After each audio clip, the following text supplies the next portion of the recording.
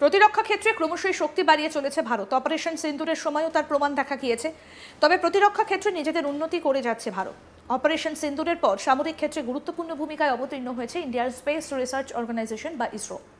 শত্রুপক্ষের কর্মকাণ্ড নজরে রাখতে আকাশপথে নজরদারি চালাচ্ছে ইসরো। সব মিলিয়ে প্রতিরক্ষা ক্ষেত্রে ভারত এখন অপ্রতিরোধ্য হয়ে উঠেছে। ভারতের দিকে কেউ যদি আঙুল তুলে তাকায়, ভারত তার যোগ্য জবাব দিতে এবং একেবারে রেডি হয়ে রয়েছে। এবার ভারত এমন এক মারণাস্ত্র তৈরি করেছে যা একবার লঞ্চ করলে শত্রুপক্ষের স্টেলথ ফাইটারকে নিমিষের মধ্যে আকাশেই ধ্বংস করতে সক্ষম। আর এই মারণাস্ত্রের বিষয়ে জানার পর শত্রু চীন এবং পাকিস্তানের ঘুম একেবারে উড়ে গিয়েছে। কি সেই অমোঘ অস্ত্র, এবার জানাবো আপনাদের। ভারত তার সামরিক শক্তি বাড়াতে ক্রমাগত বড় পদক্ষেপ নিচ্ছে। এক রিপোর্টে দাবি করা হচ্ছে যে ভারত শীঘ্রই আস্ত্রা MK3 ক্ষেপণাস্ত্র পরীক্ষা করতে চলেছে। এই ক্ষেপণাস্ত্রকে ভারতের সুপার ওয়েপেনও বলা হয়। এই অমোঘ অস্ত্রের কি কি বৈশিষ্ট্য? আস্ত্রা MK3 ভারতের প্রতিরক্ষা গবেষণা এবং উন্নয়ন সংস্থা দ্বারা ডিজাইন এবং তৈরি করা হয়েছে। প্রতিবেদন অনুসারে আস্ত্রা MK3 ক্ষেপণাস্ত্র, যার নাম গান্ডিভ রাখা হয়েছে, এই মিসাইল পরীক্ষার মধ্যে দিয়ে যাচ্ছে। এই ক্ষেপণাস্ত্রটি কেবল বিশ্বের কাছে ভারতের স্বদেশী ক্ষেপণাস্ত্র উন্নয়ন ক্ষমতার প্রদর্শন নয়, বরং চীনের PL-15 এবং PL-17 এর মতো চীনের উন্নত ক্ষেপণাস্ত্রগুলিকে মোকাবিলা করার জন্য তৈরি করা হচ্ছে বলেই জানা গিয়েছে। একটি গুরুত্বপূর্ণ বিষয় হলো আস্ত্রা MK3 আপগ্রেড করা পরবর্তী পদক্ষেপ কি হবে তার পরিকল্পনা করা হয়েছে। ভারতীয় বিমান বাহিনীতে অন্তর্ভুক্ত হবার পরে এই ক্ষেপণাস্ত্রটি ভারতকে কয়েকশো কিলোমিটার দূর থেকে শত্রু যুদ্ধ বিমান এবং নজরদারি বিমানকে নিমেষেই ধ্বংস করতে সক্ষম।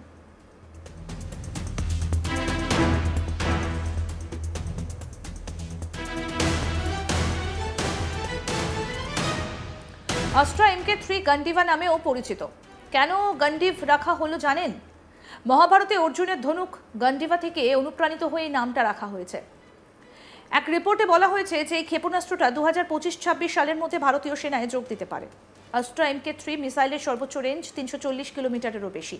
এটা পৃথিবীর দীর্ঘতম পাল্লার আকাশ থেকে আকাশের নিক্ষেপযোগ্য একটা ক্ষেপণাস্ত্রের একটা, জানিয়ে চীন এবং পাকিস্তান দুদেশেই ভয় রয়েছে। আস্ত্রা MK3 মিসাইল একটা 15 কেজি ওয়ারহেড বহন করে। এটি প্রক্সিমিটি ফিউজ দ্বারা সক্রিয় হয়। এই প্রসঙ্গে DRDO DG PCNSI Chandrika Kaushik কি বলছেন, কি বলা হয়েছে তাদের তরফ থেকে শুনবো। The need for them, the kind of wide varieties that are required, and as someone in the morning session said, no drone is too small to be ignored, right from a micro drone which can cause havoc with the extensive damage. The threat potential is huge, so nothing is too small to be ignored. And the warfare scenario seems to be changing. Everything seems to be dominated by the drones. They've become all pervasive. With every army, navy, air force, everybody seems to be affected terribly by it. So the doctrines are being reworked. How do we integrate drones and protection from drones as a part of the warfighters' philosophy? What needs to be done? We need the support of industry to gear up, help us to produce the systems which will make us meet the threat scenarios.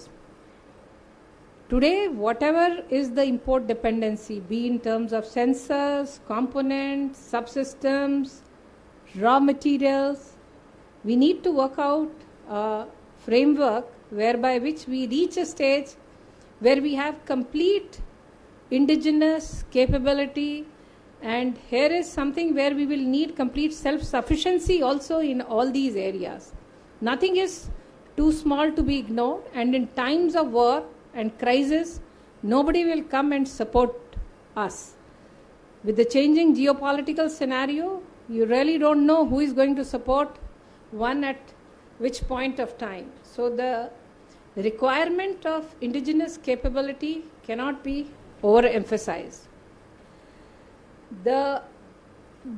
Initially, there was a PLI scheme launched, and a DLI scheme was also launched. There was also a mission Drone Shakti. The government is looking at what needs to be done in phase 2 for this, which will ensure that we take it off from where we have reached in the first phase.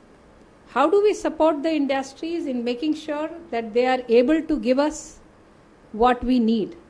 So I would request my co-panelists to kind of give their inputs with respect to what support can be given by the government, what kind of facilitation is required, and if we can focus on that, and based on that, I would request SA to SIS to consolidate a framework which can be implemented by the government, not only at MOD level, maybe at a much higher level.